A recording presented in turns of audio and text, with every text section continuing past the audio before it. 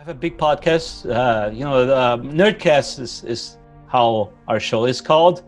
It was the third podcast in the world to reach 1 billion downloads. So very proudly to say that. Wow. And because we've been on air since 2006, so it's a lot of talking. And you would have been a baby back in 2006. Oh, thank you so much. Yeah. So nice. But then, people keep asking us to do a show about UFOs. Oh, you should talk about UFOs. And, I have a perspective on that, very skeptic perspective. And we did, once upon a time, we did a show about Asian aliens. And since I was the skeptic one, I was labeled as the boring, annoying guy. I totally understand why this image came to be, because I got passionate about it. And I was listening to myself, seeing that I was so passionate about it, and I lost my audience at some point, being passionate. Or being bored, being annoying, because I was being annoying. So if I can offer some advice. Right. If I may. Sure. Okay. It's the best teacher I have. You want to devote at least 20% of your thinking to what is being thought in the person you're speaking to. Right. So here you have a UFO enthusiast who wants to believe that aliens are visiting us. Get inside their head. Okay? If 20% of your thoughts derive from their thoughts, then when you give your rebuttals, it'll be in an easier place for them to embrace. So, for example, someone says, these are UFOs. Okay, yeah, I don't know what they are. That's how you get the U in UFO. The U stands for unidentified. I think they're cool. We should research them more. But look what they're doing. They must be aliens visiting from outer space. And I said, you just admitted you don't know what they are.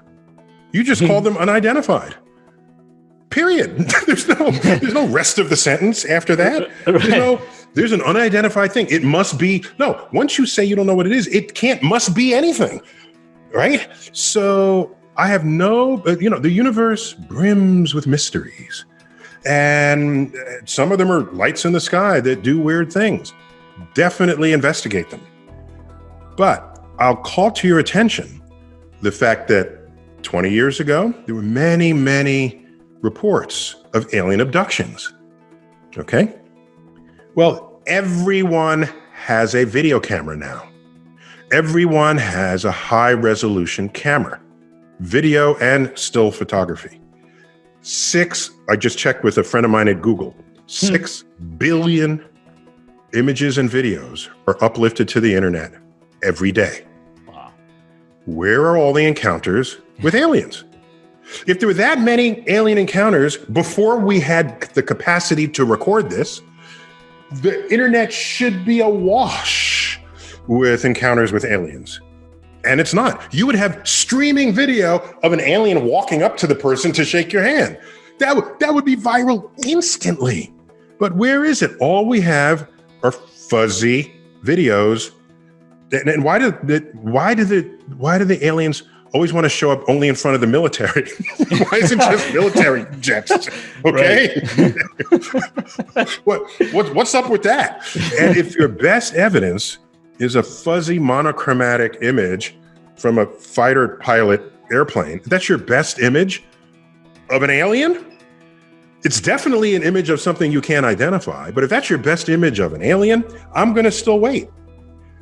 And tell them, you go out, keep chasing them, and come back with some better evidence than fuzzy video footage. And then we'll have a conversation. I don't have a problem with that. So that at least recognizes in their sense of the world that there are these things that we haven't explained. By the way, you can also say some percentage of them are things you can't explain because you're not familiar with them. Okay? I have very high experience seeing things in the night sky that would defy normal explanation. There are cloud formations. There's Venus is in the sky. You might know that Venus gets very bright in the evening or in the morning sky. It's our closest planet to us. It has a very reflective cloud cover. And so it's brighter than airplanes coming in for a landing. I'll just give you an example. There was a police officer, I think it was in New Jersey, who said he was tracking a UFO and that the UFO was dodging back and forth in front of him in his squad car, and he was chasing it with siren blaring. Okay. With siren, okay. That's he was chasing it. Turns out he was chasing Venus. Oh. And he happened to be on a curving road. So there he was steering back and forth, but not thinking he was steering back, because police officers tend to be very good drivers.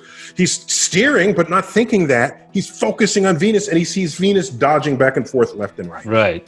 That entire incident got reported as an alien UFO being chased by a squad car.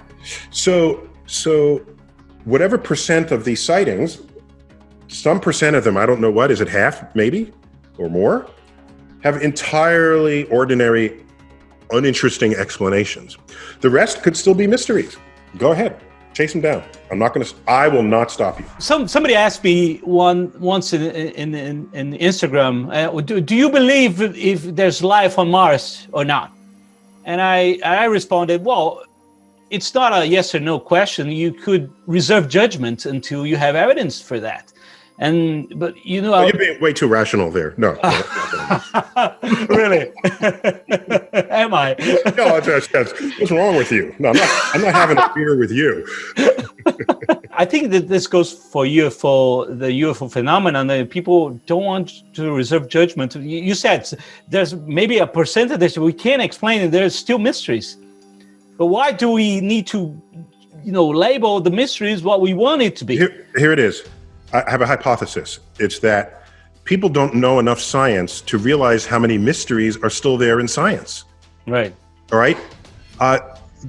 We have no evidence that'll convince a skeptic of psychic phenomenon, paranormal phenomenon, aliens visiting, all these things.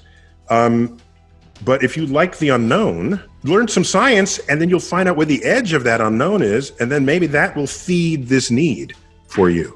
We don't know what's inside a black hole. We don't know what was around before the universe. We don't know if there's a multiverse. We don't know how you went from organic molecules to self-replicating life. There's so much we don't know. And for me, and for the scientist, the person who's trained to think on that frontier, we are dumbfounded every single day. If you think we're scientists sitting in the office, up on the desk, masters of our knowledge, you don't understand what science is.